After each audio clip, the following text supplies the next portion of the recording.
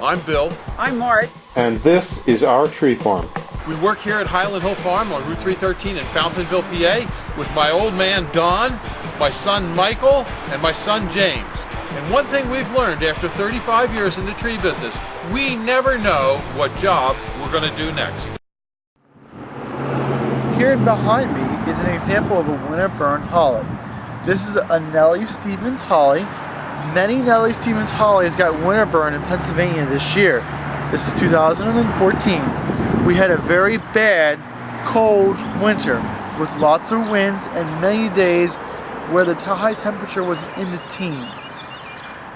When you see trees like this, it is something to be concerned about, and you should monitor it. There is a couple things you can do. The first thing to do is a lot of people like to take off the dead leaves. You don't really have to do that, and sometimes you don't want to do that because if you take off a leaf that's dead, that you think it may be dead, it actually may not and may hurt the tree later. The best thing to do is to wait for a little bit later in the spring to see which leaves are actually good and which leaves are actually bad before you remove anything. The next thing you can also look at is that this one here, it has lots of green stems on it.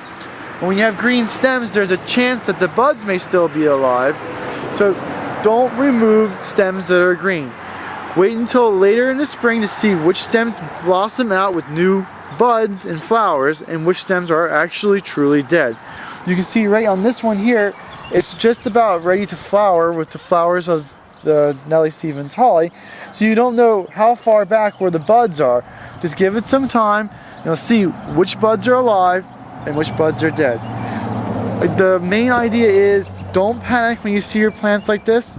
Give it some time, see how the plant's going to react before you go start ripping out and getting new trees. And this was a well-established Nellie Stevens, is that correct? Yes, this was planted in here probably when it was like 4 to 5 feet tall, and it's definitely up to 8, maybe even a little bit up to 9 foot tall.